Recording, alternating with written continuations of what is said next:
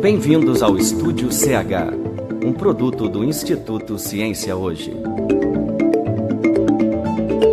Os vários instrumentos musicais conhecidos por nós, como o piano e a flauta, têm sons e formas bem diferentes. Será que há alguma relação entre essas duas características?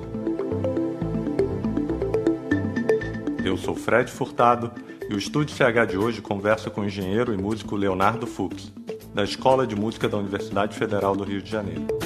Leonardo é especialista em acústica musical e fala com a gente aqui no estúdio. Bem-vindo, Leonardo. Muito obrigado. Então, por que os instrumentos têm a forma que têm? Bem, os instrumentos têm uma função a cumprir, ou de muitas funções a cumprir. Quando são instrumentos de sopro, por exemplo, eles têm que oferecer uma coluna de ar, ou seja, um volume de ar com uma certa forma para que as ondas se propaguem, se reflitam e assim possam produzir toda a variedade de sons. Pensando em termos de instrumentos de sopro, a forma básica já é dada pelo tipo de coluna de ar que é requerido. Se é uma flauta, tem que ser um instrumento cilíndrico, aproximadamente cilíndrico. Se é um oboé, aproximadamente cônico. Se é um trombone, por exemplo, ele tem trechos de diversas formas, isso, como já falamos, em função dessa coluna de ar que vai assumindo formas, inclusive no caso do trombone, a cada movimento da vara você tem uma forma um pouco diferente, mais esticada. E a parte externa, então, ela vai compreender mecanismos, chaves. Então, embora possa o instrumento ter outras formas, ele, em princípio, ele deve obedecer a algumas regras. Pensando em termos de instrumentos de cordas, o instrumento tem que, por exemplo, oferecer um braço, uma caixa acústica, né? Um tampo, um fundo. Então, se pensarmos nessas funções, ele vai acabar assumindo formas também mais ou menos esperadas, embora alguns instrumentos ofereçam certas soluções bem diferenciadas. Que soluções seriam essas? Por exemplo, a gente imagina que um instrumento de cordas tenha sempre aquela boca, que é um orifício, né, que cumpre uma função acústica, porque acaba que o ar que está dentro dele funciona como um ressoador. Mas no interior do Brasil a gente encontra a viola de coxo, que é um instrumento que não tem aquela boca, então causa sempre um estranhamento. O interessante é que o homem, ele há milhares de anos está buscando soluções e sistemas que sirvam como instrumentos musicais. E mesmo nos dias de hoje, o número de inventores de instrumentos musicais é enorme. Talvez seja o objeto que tenha maior número de inventores, o instrumento musical. Mas essas invenções, elas levam em conta pesquisas? Como é que eles chegam às novas formas dos instrumentos? Talvez na maioria dos casos não, quer dizer, não uma pesquisa científica, uma pesquisa sistemática. Mas a mente do construtor de instrumentos e do músico, ela muitas vezes elabora coisas bastante sofisticadas, considerando-se que é muito importante que o pesquisador, o cientista que vai trabalhar com instrumentos musicais, ele tem que conhecer profundamente seu funcionamento. Então essa função, né, o inventor de instrumentos, às vezes a gente conversa com alguém e fala, olha, lá em Minas Gerais, no interior, tem um sujeito que é um grande inventor de instrumentos. Na China, quer dizer, há sempre o inventor de instrumentos, o professor Pardal, que geralmente são pessoas intuitivas. Mas, mais recentemente, todo esse trabalho, né, a luteria, que é a construção de instrumentos de cordas, a construção de instrumentos de sopro, tem recebido um bom aporte de informações das ciências, no caso da acústica musical. E como é que ela contribui para a construção desses instrumentos, para o desenvolvimento da área? Bem, a quantidade de artigos publicados em acústica musical tem sido bastante grande. Existe um jornal, um periódico importante, que a gente chama de JASA, que é Journal of Acoustical Society of America. E esse jornal produz talvez dezenas ou até centenas de artigos por ano, apenas em acústica musical.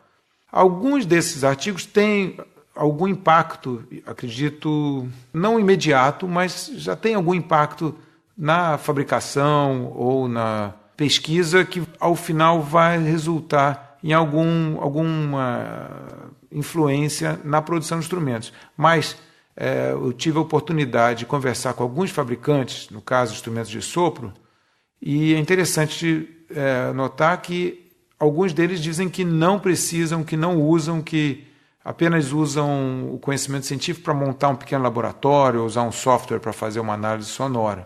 Portanto, há ainda uma dificuldade, eu acredito, de comunicação entre o mundo da pesquisa científica, tecnológica de instrumentos musicais e a fabricação. Mas essa relação está melhorando? Você acha que está tendo uma maior interação? Acho que sim.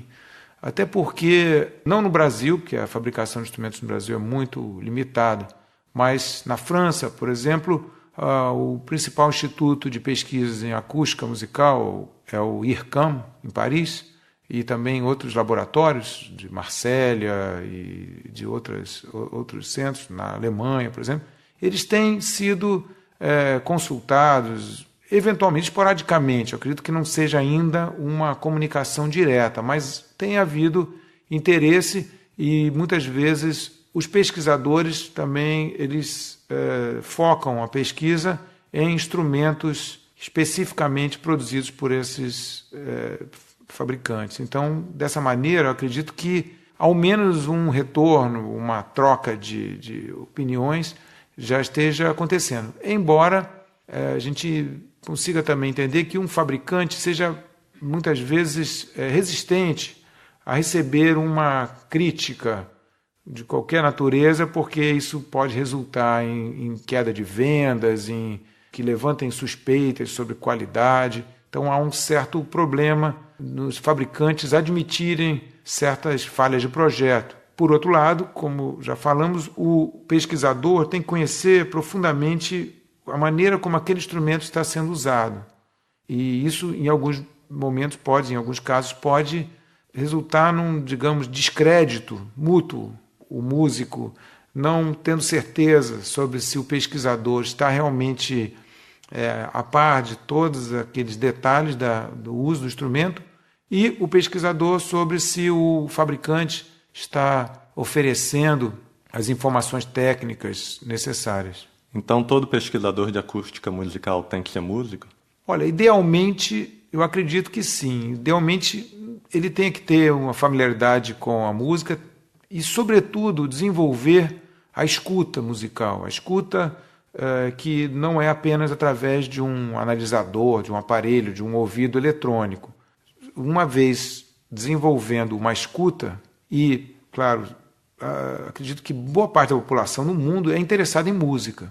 Então, essa parte não é tanto problemática. O maior problema, eu acredito, que não seja a escuta. Às vezes o músico ele observa, ele se ressente de algum pequeno ruído, alguma falha, alguma coisa que não satisfaz musicalmente, e o pesquisador, como ele pode exatamente ouvir aquilo, se é algo que você não possa apontar, não é algo, uma mancha, algo que você possa, com muita facilidade, indicar o que seja aquilo que esteja na percepção do músico.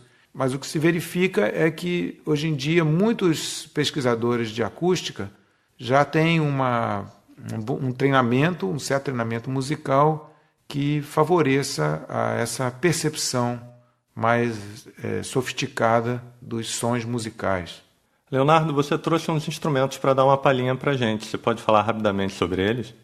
Eu trouxe um dos instrumentos de sopro considerados mais antigos da humanidade, que é o didgeridoo, que tem esse nome engraçado, que na verdade nem é um nome, é apenas uma onomatopeia que os ingleses atribuíam a ser o nome do instrumento.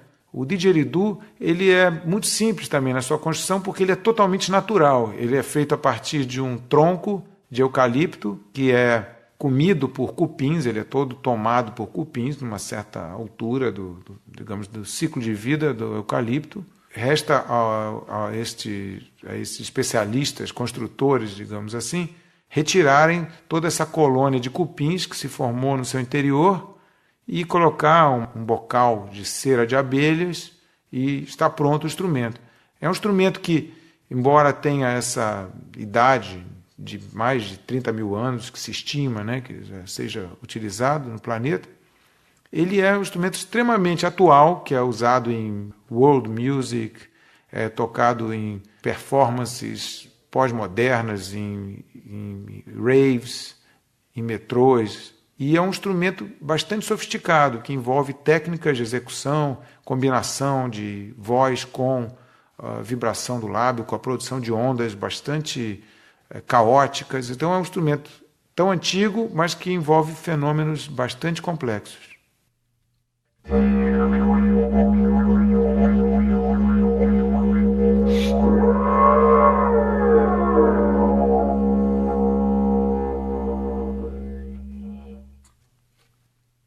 Leonardo, e o material que é feito dos instrumentos? O que você pode falar sobre eles? Isso é uma questão importante, interessante, porque existe digamos, um bom senso dominante, claro, de que o material seja muito importante no instrumento de sopro. Então, se perguntarmos para uma pessoa leiga ou mesmo para um músico profissional, o que seria melhor, uma flauta de ouro ou uma flauta de lata? A maioria das pessoas vai achar que, evidentemente, é uma flauta de ouro. Mas isso não se verifica experimentalmente. Até agora não há nenhuma prova científica de que uma flauta de ouro seja melhor em termos de sonoridade do que uma flauta de lata. E para isso eu até trouxe uma cabeça de flauta que eu fiz em fibra de carbono. Eu tenho uma cabeça de flauta em prata e, comparando também dois materiais, eu trouxe um oboé e um pedaço de um oboé que eu fiz em plástico. E a gente vai poder notar que os sons são bastante parecidos. Esta é uma flauta de prata, uma flauta transversa de prata, e eu vou tocar a nota Fá, em 3 oitavos.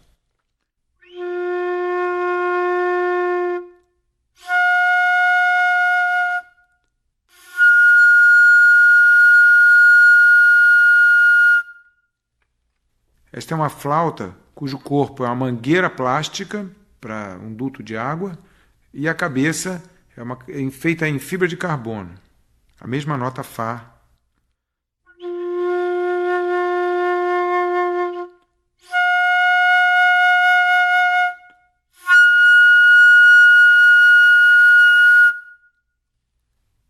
Eu vou tocar a nota Mi grave e a oitava seguinte num oboé de ébano, um oboé alemão.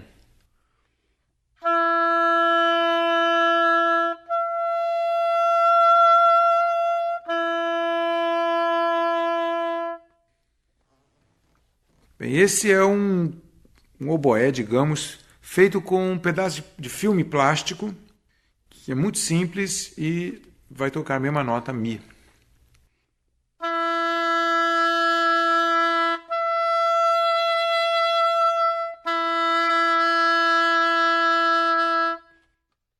Então, como se pode ouvir, há muito espaço ainda para pesquisas em materiais e com vistas a substituir os materiais tradicionais por materiais de novas tecnologias e possivelmente muito mais baratos e tão eficientes quanto os materiais tradicionais. Leonardo, obrigado por essa aula sobre acústica. Eu que agradeço e estamos à disposição na Universidade Federal do Rio de Janeiro, na Escola de Música. A minha sala é a sala 22, que é inclusive um gabinete de acústica da virada do século XIX para o século XX, que vale a pena as pessoas visitarem. Espero que você tenha muito interessados agora, depois dessa aula. Muito obrigado, com certeza teremos. Quer saber mais sobre como os instrumentos produzem som? Então não perca a edição número 267 da revista Ciência Hoje, que estará nas bancas em fevereiro. Ela trará um artigo sobre a acústica do violino. Eu sou Fred Furtado e a gente se encontra no próximo Estúdio CH. Tchau!